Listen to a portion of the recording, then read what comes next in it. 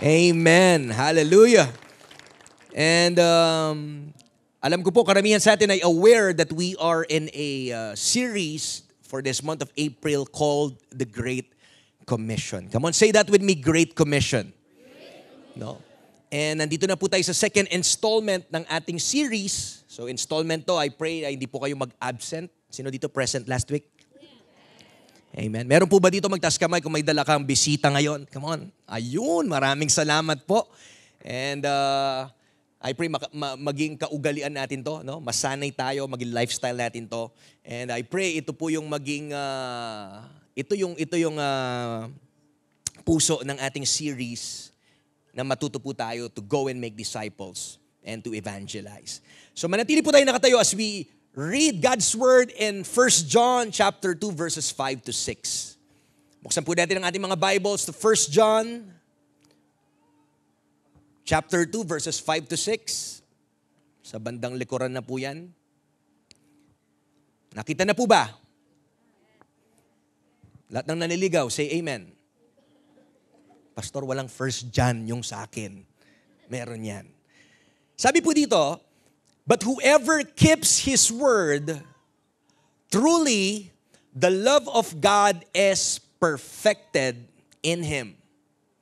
By this, we know that we are in Him. Verse 6, he who says he abides in Him ought himself also to walk just as He walked. Napakaganda po yun. Pwede po ba natin ulitin yung phrase na yun? To walk just as He walked. Come on. To walk just as He walked. Gusto ko pong basahin sa Tagalog para mas lalo nating manamnam. Sabi dito, ngunit ang tumutupad sa salita ng Diyos ay umiibig ng wagas sa Diyos. Babalik ta rin ko po. Kung sinasabi mong minamahal mo ang Diyos, iniibig mo ang Diyos, ay dapat daw po tumutupad tayo sa salita ng Diyos. Sa ganito, nalalaman natin na tayo'y talagang nasa Kanya. Last verse, sino mang nagsasabing nananatili siya sa Diyos ay dapat mamuhay tulad ng pamumuhay ni Hesukristo. Amen. Napakalinaw po. Palakpakan po natin ang salita ng Panginoon. Amen. And for our second installment, gusto ko po itong bigyan ng title, The Value of Discipling. Amen. Come on, say that with me, the value of discipling. Sa mga kasama po namin sa online, no, paki-type niyo po to in the chat, the value of discipling. Amen. Makakaupo na po lahat ng excited na mag-receive sa word. Hallelujah. Salamat po sa ating worship team. And once again, it's a beautiful Sunday morning and it's a joy to see all of you ngayon pong umaga, no? Ito po ang araw na talagang excited tayo to see each other. Though, hindi lang po ito yung Lord's Day. Alam niyo po ba ang Lord's Day ay hindi lang Sunday? No, every day is the Lord's Day. And that's why nais po ng Panginoon for us to live holy lives, hindi lang on a weekend, but every day. And God is calling us to be holy for He is holy. Amen po ba? So, the value of discipling. Kanina po, nung binasa natin yung text, ay nagbigay po ako ng diin doon sa mga katagang to walk just as He walked. Sa Tagalog, sabi po doon, sino mang nagsasabing nananatili sa Diyos ay dapat mamuhay tulad ng pamumuhay ni Hesukristo. Dapat daw tayong mamuhay ng tulad ng kay Hesukristo. Naniniwala po ko na ang goal natin bilang Kristiyano is to become more like Christ. Alam niyo po ba that everything that we do, either discipleship po yan, itong sanctification na ginagawa ng Panginoon sa atin, paglilinis, pagbabago sa atin araw-araw, ang goal po na tinutumbok po niyan ay para mas lalo nating maging kawangis si Kristo. To become more like Christ. Even yung pinagdadaanan mo, bakit inaalaw ng Panginoon yan, ang kabi-kabila, ang kapagsubukan, everything, yung pag-wait mo, pag-endure mo, lahat yan ay para maging kawangis mo si Kristo. Amen po ba? To walk just as He walked. And alam ko po, medyo masyadong broad pag sinabi nating tayo ay lumakad ng ayon kung paano po namuhay si Kristo.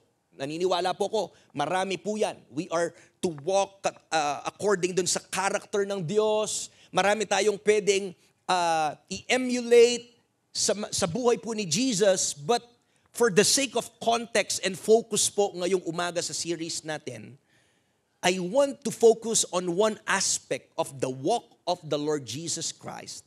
At ito pong focus natin ay we need to understand that Jesus was a discipler.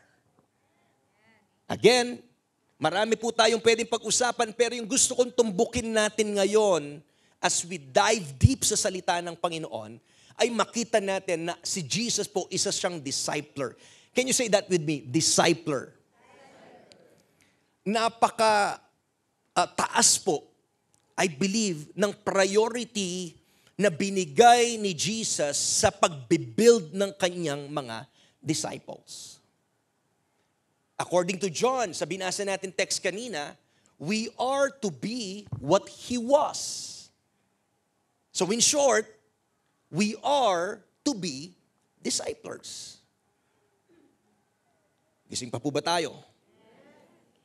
Gusto ko pong tingnan natin yung mga text na ito sa Matthew 27, Verse 57, nasabi po dito, as evening approached, there came a rich man from Arimathea named Joseph, who had himself become a disciple of Jesus. Sino po nakakakilala dito kay Joseph of Arimathea?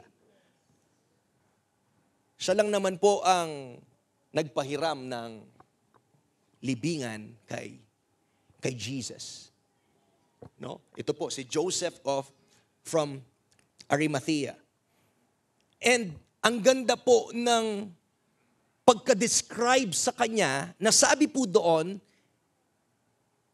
who had himself become a disciple of Jesus. Wow. Ito naman ginamit doon, disciple of Jesus. Ibig sabihin, nakita po nila na si Joseph, no, ay engaged kay Jesus. At sa kabaligtaran, makikita natin, dahil binanggit siya na disciple, si Jesus po ay nag-invest. Si Jesus po ay disciple niya, si Joseph. Another po, in Acts 14:21, let's look at this, describing the apostles' ministry. Sabi po sa Acts 14:21, they preached the gospel in that city and won a large number of disciples. Large number of disciples. So wala pong kaligaw-ligaw. Itong mga binabanggit na tao pong ito ay sumunod sa pattern po ng pamumuhay ni Jesus. Amen po ba? So napaka-clear po ng point natin ngayong umaga na nagbigay po ng example, nag-set po ng ministry si Jesus, a ministry po ng discipling, kung saan tinawag niya yung mga taong to na mag-commit sa Kanya at sa gayon po ay pinasa niya ang mga principles, ang pattern at katotohanan so that kahit po mawala na siya, ay tuloy-tuloy pa rin po ang mga taong ito sa pinapagawa niya. Kung titingnan po natin at bibigyan po natin ng definition, yung discipling. Discipling is the divine strategy for the continuation of the work of Christ. Look at that word, continuation. Come on, say that with me, continuation. So again, it's a divine strategy for the continuation of the work of Christ. And sabi po dito, it guarantees the passing on of the patterns and principles of Jesus' life. Kung naalala nyo po yung text natin last Sunday found in Matthew 28:18 to 20, tinawag tayo ng Panginoon para humayo to go and make disciples.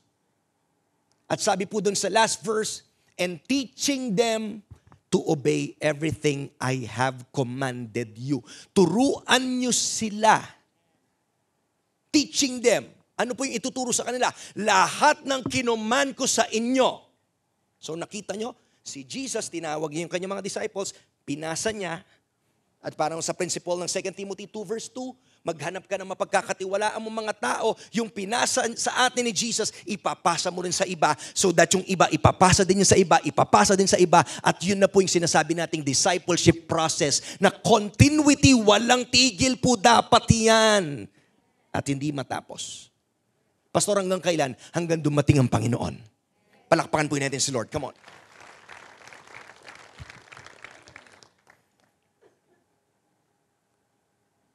I hope po nakukuha natin, no? Para po ako nagpipreach at nagtuturo ng discipleship class ngayon. Because I believe, kailangan po na mawala yung pagiging ignorante natin. Amen? I believe it's the church's responsibility na ituro po ito sa church. If we want to see revival to come and happen sa Pampanga, if we want to see real, true, and lasting disciples of Jesus, then we need to start teaching people about it. Amen po ba? At tingnan niyo po saan papunta ito. Luke 6:40. The student is not above the teacher, but everyone who is fully trained, come on, say fully trained. Sabi dyan, everyone, sa lahat po na fully trained will be like their teacher. Lahat po ng mata, tingin sa akin. Ang inaabot po natin dito sa ating Christian walk ay ikaw at ako, marating natin yung level na maging fully trained disciples tayo. Binanggit, malinaw. Hindi ko po ito gawa-gawa. So, ibig sabihin, nagde-demand ng growth yung Panginoon sa bawat isa sa atin. Lagi ko po itong sinasabi, kahit mapuno natin itong cinema, magdalawang service tayo, pero kung mailan lang po yung fully trained at totoong disciples ni Jesus, nakakalungkot pa rin po ang estado ng church sa totoo man. Hello? But everyone who is fully trained, this is my heart and my desire dito po sa Darak City Church, na makakita po tayo ng mga fully trained disciples who will be like their teacher, their master, Jesus. So simula po ngayon, habang naririnig niyo po yung text na yan, sinasabi ko, I hope po magising tayo at magkaroon po tayo ng malalim na desire, Lord, gusto ko maging fully trained disciple mo. Na hindi lang ako aaten-aten dito. Na hindi lang po yung church at yung Christian life is just a weekend thing. Yung pagiging Kristiyano, hindi lang to palinggo-linggo. Ang disciple ni Jesus is a fully committed follower of Jesus Christ. Palakpakan natin yung Panginoon. Fully committed. Hello? Sino po dito? Ito yung prayer niya. Maging fully trained po siya na disciple ni Jesus. So that tayo po magawa natin yung text kanina, maging posible na tayo po ay lumakad at mamuhay kung paano po namuhay si Jesus. Alam niyo po kung titingnan natin ang buhay ni Jesus under the microscope, if I may say, hindi mo po maaalis yung emphasis na binigay niya sa discipling. We all understand and know na yung mission po ni Jesus was to make provisions for the sins of this dying and lost world. Sabi po ng Luke 19:10 that He came to seek and save the lost. Sabi ng John 3:16, kung sino man daw po ang sasampalataya, naparito siya so that men might believe in Him. Makita po natin yon. So nandito po siya, may mission po siya para iligtas ang mga nawawala, ang mga naliligaw. Iligtas itong mundo na pabagsak. Ang tanong, ano ang strategy ni Jesus to save this dying and lost world? Ang strategy po ba ni Jesus ay nagpasimula po ba siya ng newspaper company na nagprint po siya ng mga headlines doon kung saan maikakalat yung patungkol po sa mabuting balita? Pwede niya pong gawin yon, pero hindi po yun yung strategy ni Jesus. Alam niyo po, kung i-examine po natin saan nilagay ni Jesus ang kanyang buhay, ang kanyang oras, we will see one common thread in the process of calling and building disciples. At ito po ang malinaw na makikita natin. Listen, lahat ng mata dito, men were His method. Anong binigyan ng diin? Saan nilagay ni Jesus yung kanyang oras? Saan niya binuhos ang kanyang buhay? Sa mga tao. I do believe na kung si Jesus po buhay sa panahon natin, hindi niya priority ang pagbibuild ng super-duper laking church. Ang church po ay mahalaga. Pero naniniwala po ako, mas uunahin ng Panginoon ang mga tao. Kung si Jesus ay nabubuhay sa panahon natin ngayon, for sure nandyan siya sa palengke. For sure nandyan siya sa park.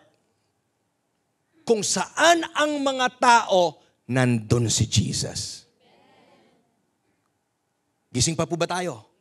Men were His method. Ang kanya pong strategy from the very beginning is centered on His men.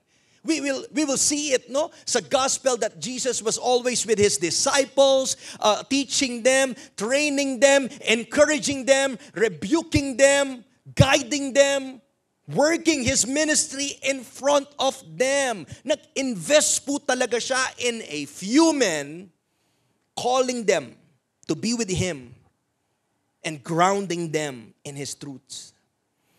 Nakukuha po natin. Nag-invest po siya sa mga taong to, again, so that pag iniwan niya na ang mga disciples niya, ay mapagpapatuloy pa rin po nila yung work na sinimulan ni Jesus. Again, men were His method. They became the main focus of His ministry. Kaya ganun din po tayo. Kung yun ang binigyan ng kahalagahan ni Jesus, then dapat dito po sa ating church, walang ibang importante. Yes, we're praying, we're raising money to build our own church in the future. Yes, but for now, while we are waiting, we are building on disciples. We want every one of you to be fully trained disciples. Anong silbi ng malaking church? Para saan? Kung labas-masok lang ang mga tao, para saan? Hello? Tama po ba? Ang focus po ng church ay dapat nakasentro sa mga tao.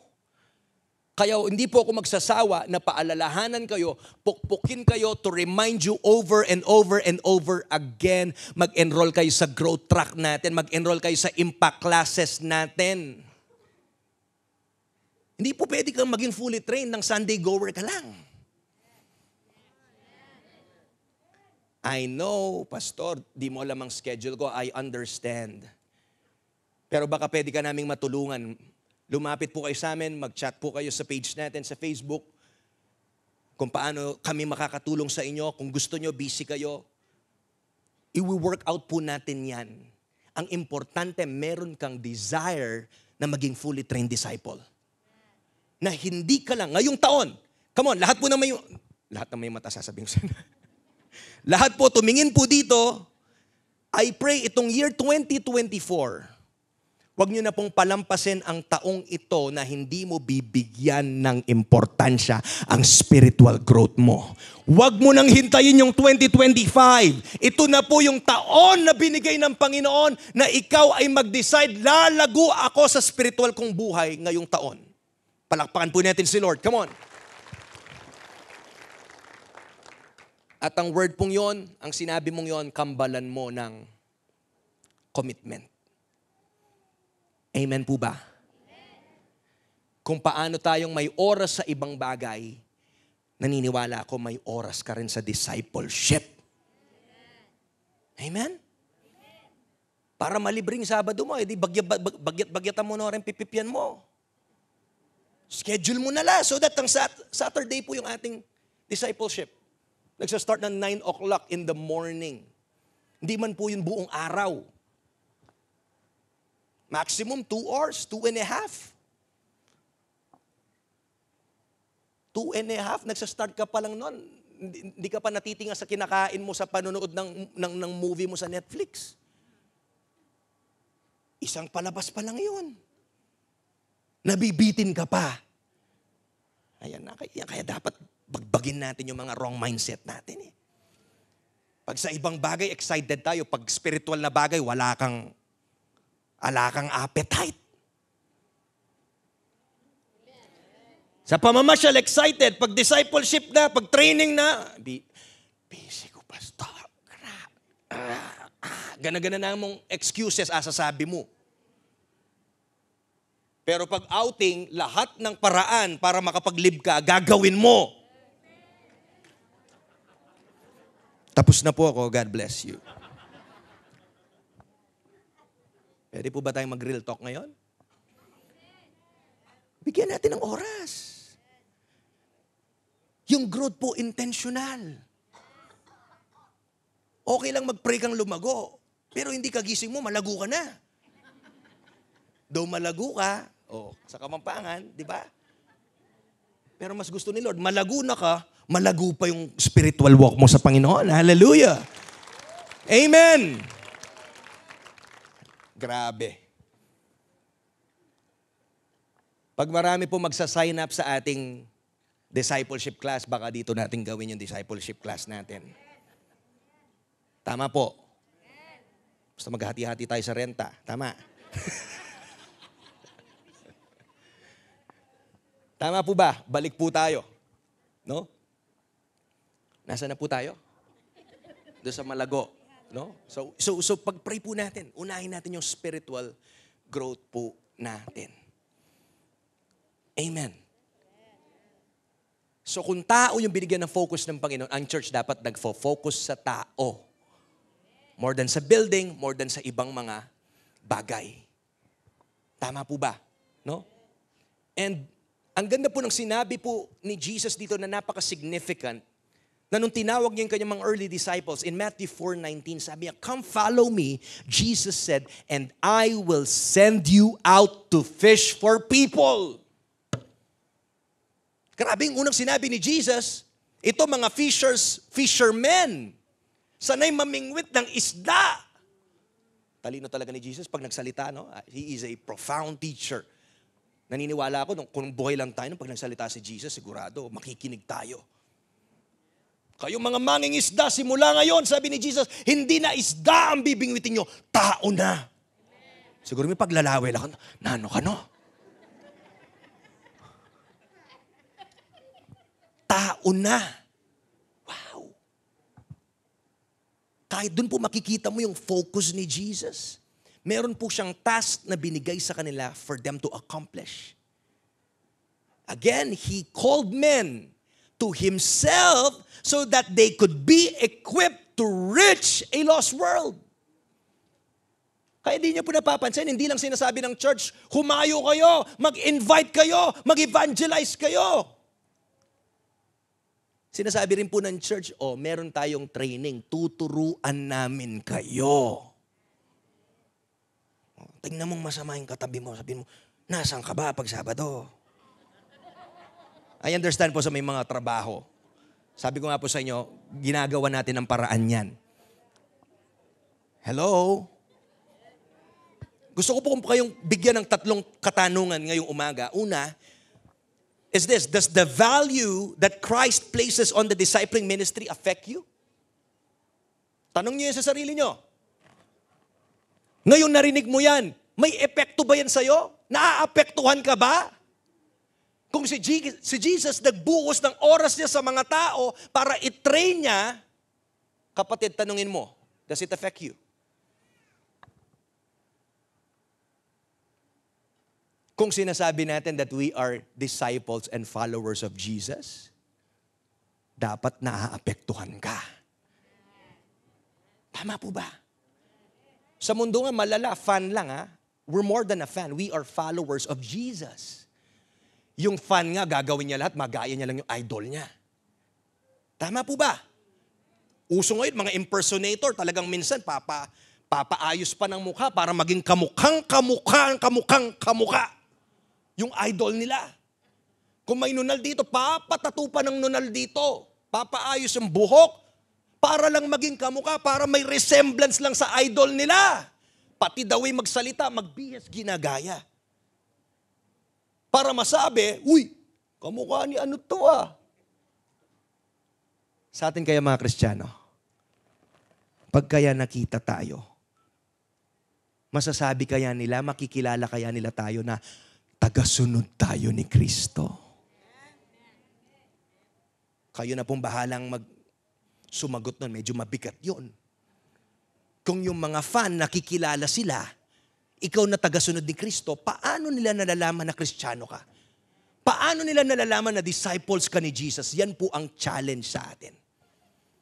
Pangalawang tanong, are you following His example? If we claim that we are Christians, we are followers, we are disciples, dapat po sinusunod natin ang example ni Jesus. And last question, are His interests your interests? Ang mga bagay po na pinagkakainteresan ni Jesus or pinagkainteresan niya at nag-spend siya ng time, ganun din po ba yung tibok ng puso natin?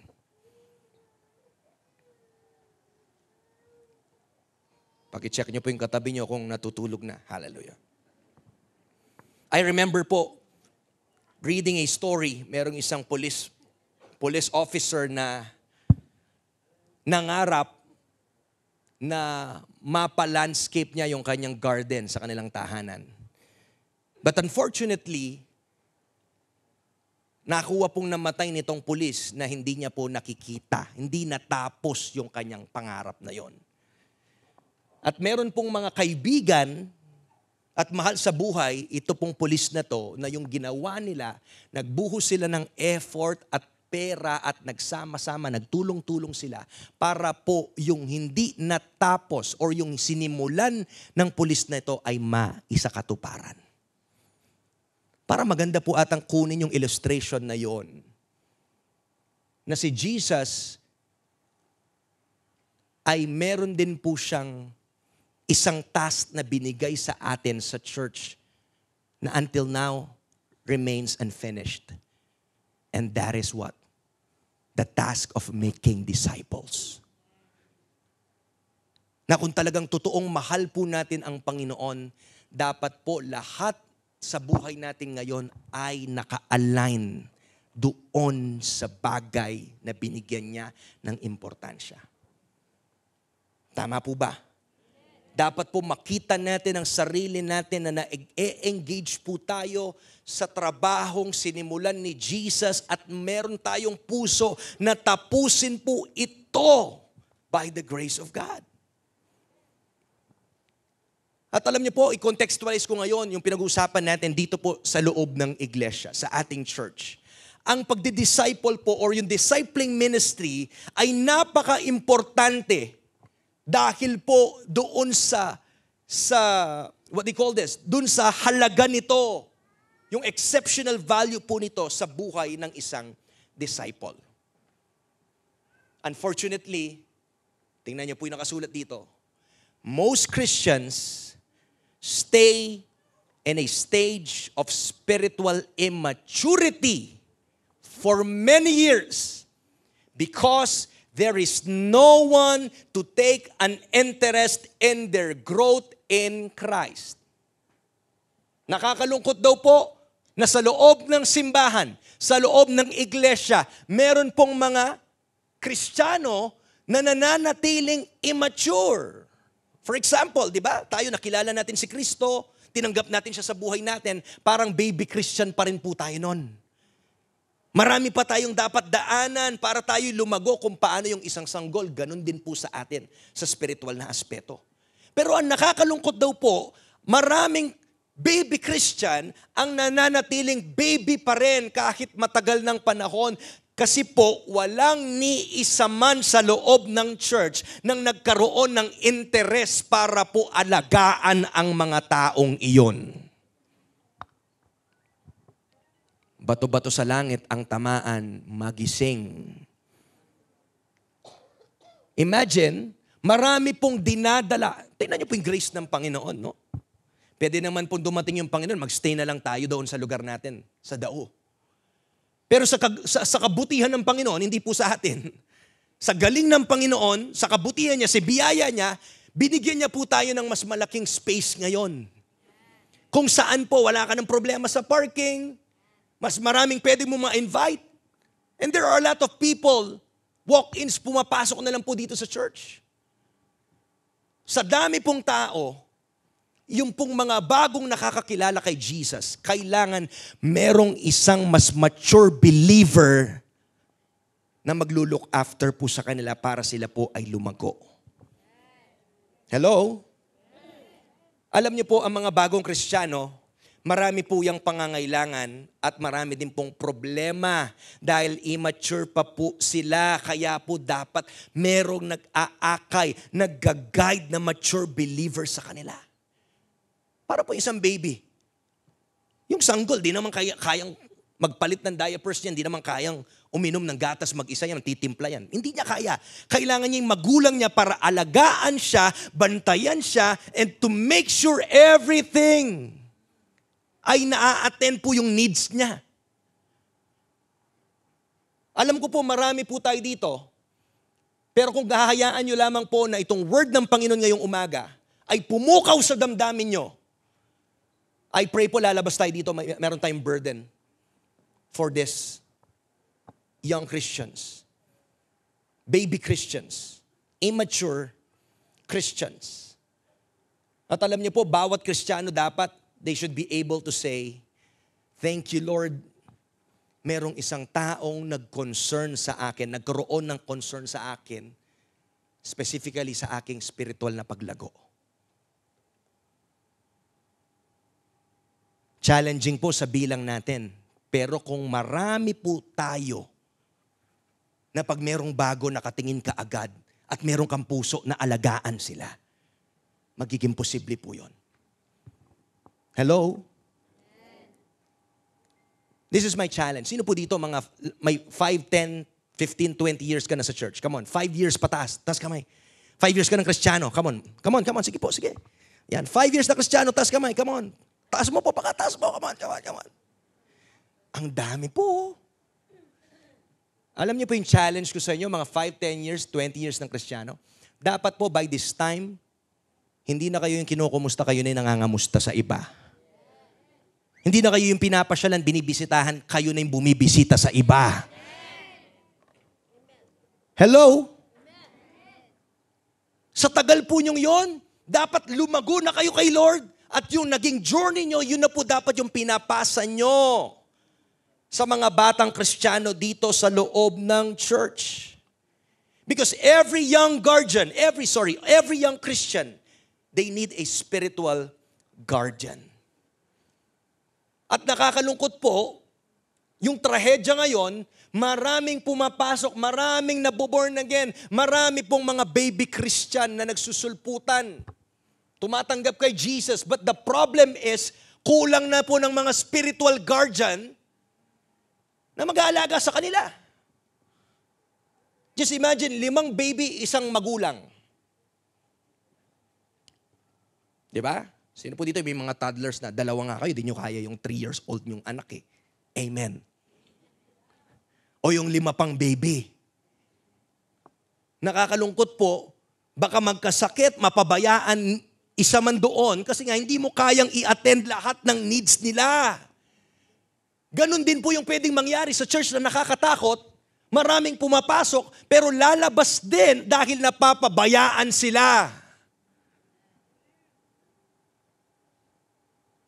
Hello? Ito po yung oras na mag-raise up po dapat ang Panginoon at tumayo tayo. Maging spiritual guardians po tayo. Kung matagal ka na, this is my challenge for you. Kung matagal ka na, 5 years, 10 years, 15, 20 years ka ng Kristiyano, kapatid, hindi ka na tinawag dyan para umupo-upo, mag-obserba. Sa mga 5 years patas, dapat nagsaserve ka na kay Lord. Dapat po may binibisita ka na. May kinukumusta ka na, may pinupuntahan ka na, merong ini-invite ka sa church. Pag-usapan po natin ano po yung value nito sa buhay ng ating mga disciple. I want to ask this question, how is a discipling ministry valuable in the life of the disciple? Para makita po natin na okay, ito pala yun, bakit pala kailangan kong tumayo right now? Hindi po namin kayo pinipilit na maging spiritual guardian na, pero if you know na ikaw ay baby Christian pa rin, kaya po we are encouraging you na mag-enroll po sa mga classes natin so that matulungan po tayo. So again, how is a discipling ministry valuable in the life of the disciple? Number 1, write this down. Come on, sige po, yung fully trained disciples yan, nagte-take down notes yan. Hallelujah. Hindi mo kayang memorize to once and for all. Or pwede rin balikan mo mamayang gabi sa ating rebroadcast ng 7 p.m. Number 1, discipling increases the rate of the disciples' growth. Ayan po yung katotohanan yan. No? Pag merong nagde-disciple sa mga batang ito, sa baby Christian, immature Christians, for sure po, mas bumibilis yung growth ng mga disciples na ito. Kung paano po yung sanggol.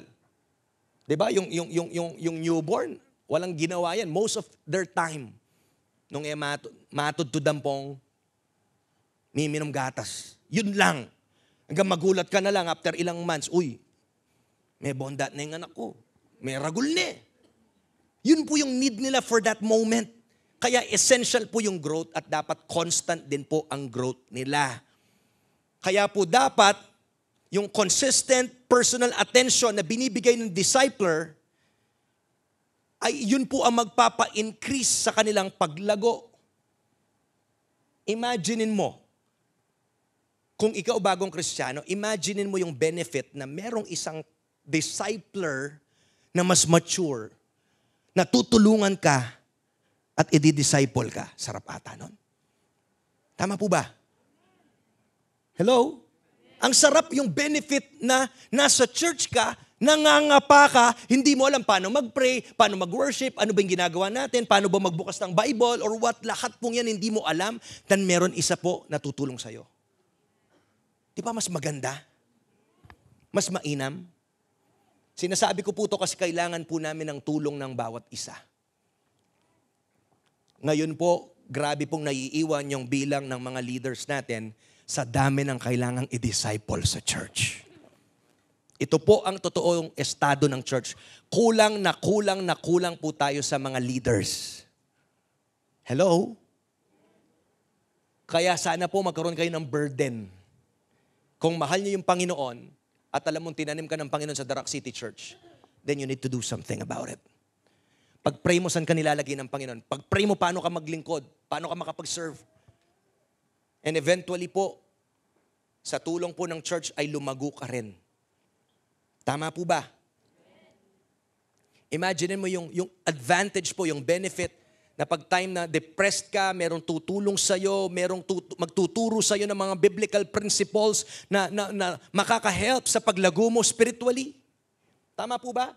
No? Parang kung sa labas yung power ng coaching or ng mentoring.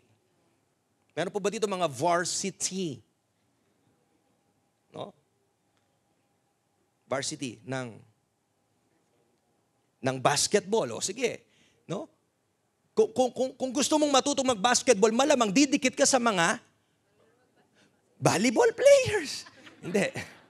Sa mga nagba-basketball din para makarinig ka paano yung kanilang ginawang training, paano yung ganyan, yung ganyan, yung ganyan.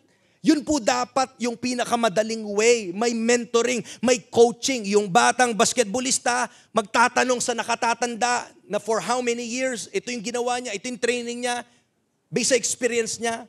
Ganun din po. Gusto mo magdoktor, gusto mo maging police, or sino man po. Yung bata, lagi nakapartner yan sa veterano na. Ganun din. Gusto mo lumago kay Jesus? Gusto mo makilala si Jesus? Dumikit ka sa mga matured believers. Palakpakan po natin yung Panginoon. Ang tanong, bilisan ko na po, is there one person you know who is less mature than you are who could benefit from your love and concern? Ngayon, mag-isip ka. Huwag ka nang lumayo. Sa loob ng church, sino po ang nakikita niyong isang tao na less mature sa inyo na pwedeng mag-benefit sa love and concern mo? That's number one. Number two po, discipling stops wrong behavioral patterns in the disciple. Hallelujah, napaka-importante po nito. Yung pwedeng ma-benefit ng disciple sa discipleship, sa discipling, is pwede po na makatulong, mapabilis, na mapahinto, ma-stop yung mga wrong behavioral patterns sa buhay niya. Alam niyo po ba that we are creatures of habit? Hello? We are creatures of habit. At ang bagong Kristiyano, kahit po, yun nga, bago siya, newly convert, naniniwala po kayo na dahil bago lang siya, meron pa rin siyang magiging struggle sa kanyang old habits? So, sinong tutulong sa kanya para ma-overcome niya yun? Hello? Hello? Kailangan niya ng isang mature believer na lovingly and gently iko-correct po siya at i-guide siya sa anumang pong nakikita nila sa'yo or sa kanila. Parang yung sinasabi ko kanina, yung training, kaya nga merong coach. Yung coach, pag training, tinitingnan niya, inoobserbahan niya ng maayos yung player na pag may nakita siyang mali doon sa kanyang posisyon, maling ginagawa, sasabihan niya agad para hindi magpatuloy. Mali yung ginagawa mo. Dapat ganito mo siya gagawin. Kaya nga alam niyo po, sa church, we should be grateful sa mga nilalagay ng Panginoon na tao sa atin para i-guide tayo. Minsan nakakalungkot, maraming tao, ayaw ng rebuke, ayaw mapagsabihan. Ayaw may nag-guide sa akin. Mopak ka naman. Balugin. Sinasabi ng Bible, pride, when pride comes, shame follows. Di ba? Dapat po, maghanap tayo ng godly counsel. Maghanap tayo na magme-mentor sa atin. Habang naalala ko po, church, kung wala pa po kayong squad, ayan na naman, marami po sa atin. Tingnan nyo, dami natin trabahong kailangan gawin. Marami po nag-a-attend ng Sunday.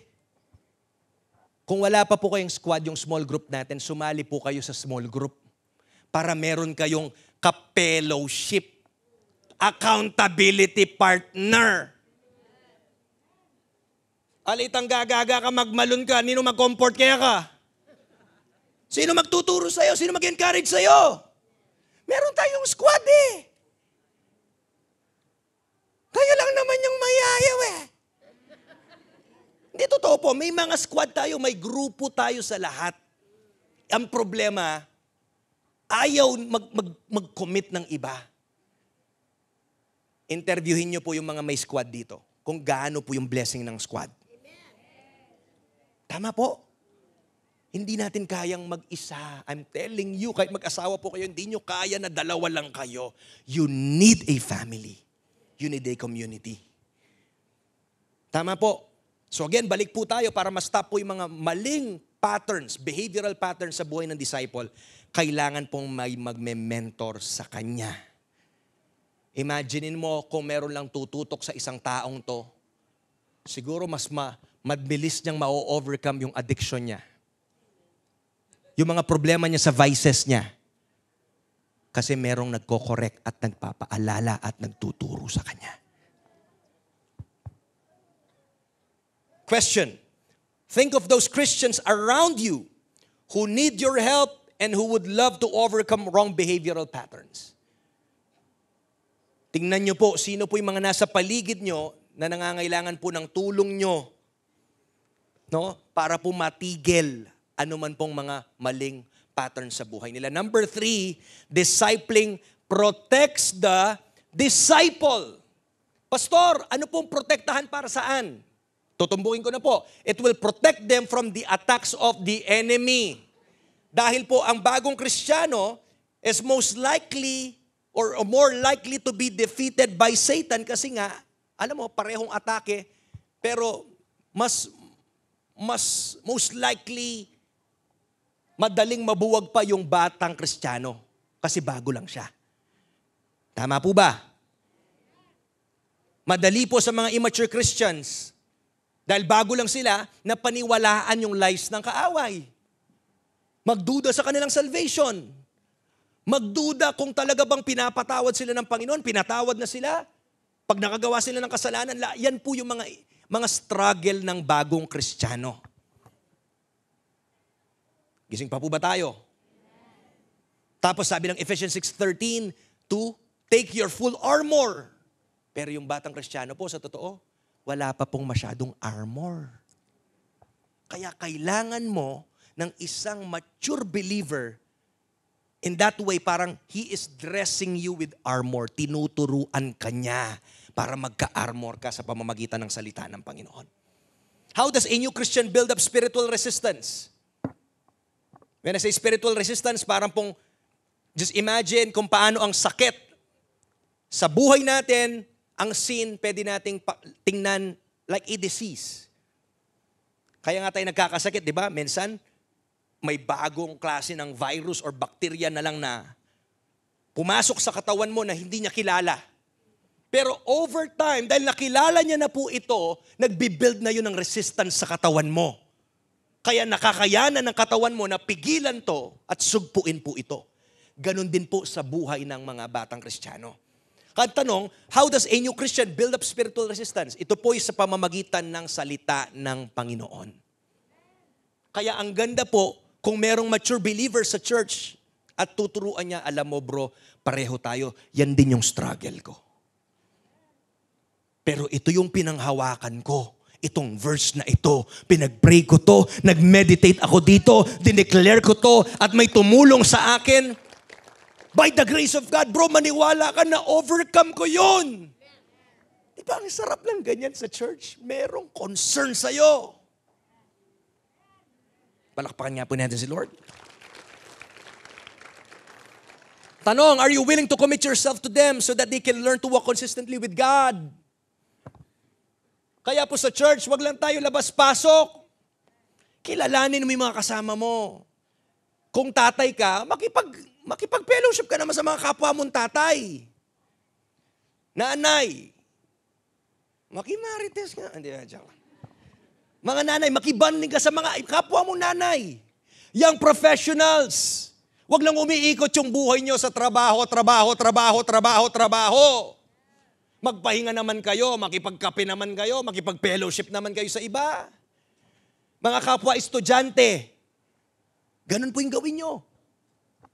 Ang buhay hindi lang po pag-aral. Alam nyo, sa lahat ng stages sa church, ng buhay nyo, makikita mo sa church, nandyan lang yung mga kasama mo. Dilat mo lang yung mata mo. Nandyan lang sila. Tama po ba? Number 4, discipling provides the disciple with a personal friend. Hallelujah. Sino po dito may personal friend? May kaibigan dito sa loob ng church. Hallelujah. Taas kamay yung wala. Meron po ba dito nag-iisa? Tingnan nyo po, baka meron din. No? Hello? Maging mapagmatsyag po tayo. Ayan po, yung pag-akyat po niyan, sinasabi la, Pastor, overtime na. Hello? Nagpo-provide po ng personal friend kasi po ang new Christian, most likely, nararamdaman yan parang isolated siya. Tama po ba? Tingnan niyo po to, madalas. Bago kayo tumugtog, ha? Wait lang. Ang bagong Kristiyano, dahil po na-renew na yung kaisipan niya, minsan nakikita niya yung mga dati niyang sinasamahan. Makinig, I want to make this clear.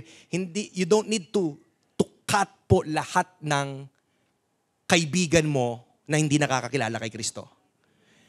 Pero minsan nag-guide ka ng Panginoon kung itong mga kaibigan mo, dinadala ka sa masama, talagang iiwan mo. So tinan mo, either tong bagong Kristiyano, may nilayuan siya mga kaibigan na hindi nakakatulong sa kanya. Ngayon, nasa church siya. Makinig, huwag po kayo mawala. Nasa church siya. Nilayuan niya na yung dati niyang kaibigan, at kung wala na naman pong mature believer na maglulook after sa kanya, nasa loob na siya ng church, may bagong buhay na siya, pero, feel na magdili-dili. Kung hahayaan natin yon, magbilang ka lang ng panahon, babalik yon sa dating buhay at dating kaibigan at gagawin ang dating ginagawa. Because we're so consumed at napaka-busy po natin sa sarili nating buhay na wala tayong oras sa ibang mga tao. Sana po dito sa rebuke na to ay nagigising tayo. Kailangan po natin makipagkaibigan naman po tayo. Pwede ba kahit ilang minutes pag Sunday? Ano ko man masyadong mamaligong maranop na kayo. At wala rin pipangan ng lalam. Lalaman niya ra din. Mag-stay ka lang sa labas. Mag-obserba, magtingin-tingin. Uy, parang bago to, hindi ko pa ata nakamayan to, hindi ko pa ata hindi pa ako nakapag-say ng hi dito. Uy, kumusta po? Gano'n na po kayo katagal sa darak? 1 year na. 1 year na! Huwag po tayo magmadali. Ang sarap makita sa labas ng cinema. May nagyayakapan, may nagpe-pray sa bawat isa. Na-miss kita. Alita, sagluluta mo, mulita namangan. Alam ko po, Family Day. Huwag niyong kalimutan, this is also the Lord's Day. Every day is the Lord's Day. Tumatagal na po ako. Tinitingnan na ako ng mga nasa likod kung game na. Lastly, number 5 na. Discipling provides the disciple with counsel. When we say counsel, ang sarap po sa buhay natin, meron tayong matatakbuhan. Alam niyo po, pag kayo nagkaroon ng problem sa buhay niyo, dapat merong 5 tao na pwede mong takbuhan. Ulitin ko po, dapat meron kang 5 emergency na tao na pag may nangyari sa'yo or anything about your spiritual life, may problem ka, depression or anything, dapat po may 5 kang matatakbuhan. Buuin niyo po yung 5 yung yan. Dapat meron. Kung wala kang 5, ibig sabihin, kailangan mong i-work out yan dahil hindi ka pa nakakapag-immerse fully sa ating pamilya. Marami pong mga katanungan pa po ang immature Christians. Marami pong activities na questionable pa. Hindi nila alam paano yung gagawin. Maraming katanungan. Pwede pong makagawa ng desisyon na pwedeng mali. At kailangan po nila ng counsel at malalapitan at ang discipling relationship, ang isang mature believer, siya po ang person dapat na available para sa taong ito. So that, as I end, kung anuman po ang mag-a-arise na tanong ng taong ito, meron siyang matatakbuhan. So ito pong 5, iiwan ko muna po dito. Next Sunday, itutuloy po natin yung value ng discipling ministry sa discipler, sa church, at ang effect po nito sa mundo. So I pray as I end, gisingin mo na yung katabi mo, pumupungay na yung mata, yarita na mo, yarita. Sa taas din po ata, baka marami nang natutulog dyan. Hallelujah. Amen. Gisingin nyo na, magmutala parang alwawa. Ay, rin na ng point. Tituran mo na, point number 1 niya pa 5 na, panlima na ini. So I pray po, as I end, magkaroon po tayo ng puso na ma-engage po tayo sa discipling ministry. At ang panalangin ko, ikaw at ako maging answered prayer ka sa mga new and immature Christians. At masabi nila, Lord, salamat po sa buhay ni buhay ni brother, ni sister, na sa early years ko bilang Kristiyano, tinutukan niya ako, ginaid niya ako, pinag-pray niya ako. Palakpakan po natin yung Panginoon. That's the end of my message po, the value of discipling. Tayo po ay tatayo right now.